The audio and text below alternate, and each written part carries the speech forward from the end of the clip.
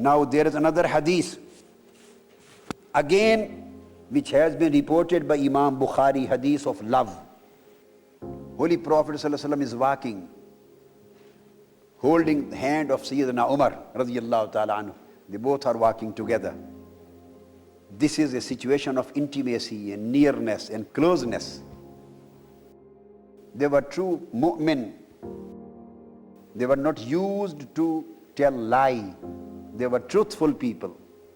In that particular situation, Sayyidina Umar radiyallahu ta'ala anhu says, Ya Rasulullah, I love you more than anything in this world except my life. They were truthful people, sincere people, loyal people, because they always were worried about getting the guidance and correcting themselves through Holy Prophet ﷺ. That's why they used to place their state in front of him. He said, I love you more than anything in this world, illa min nafsi, except my life, my nafs. Holy Prophet said, La ya Umar, your iman is not complete. La, this level of love, where your love for your own life is higher, this love doesn't perfect your iman. La, this is not acceptable. Hatta akuna habba ilayka min nafsik, unless you start loving me more than you love your life. Any limit of love which can be possible in one's life, Holy Prophet's love should exceed that limit. And this was the end, to love one's own life.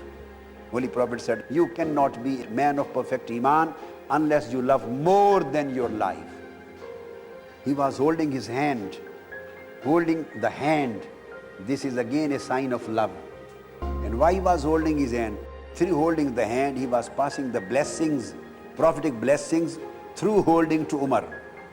And when he said, La, hatta akun habba ilayka min nafsik, when he uttered these words changed the fate of Sayyidina Umar, changed the state of the heart of Sayyidina Umar. Immediately he said, Wallahi anta al-an habbu ilayya min nafsi.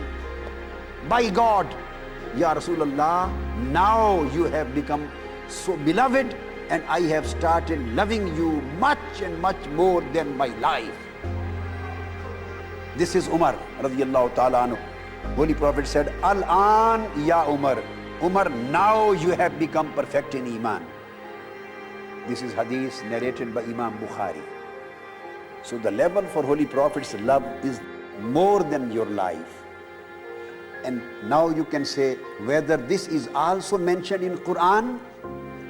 I would say yes. Allah says, An-nabiyyu awla bil mu'minina min anfusihim. The Prophet ﷺ is more beloved for the mu'mineen than their lives. He should be loved more by the mu'min than they love their lives.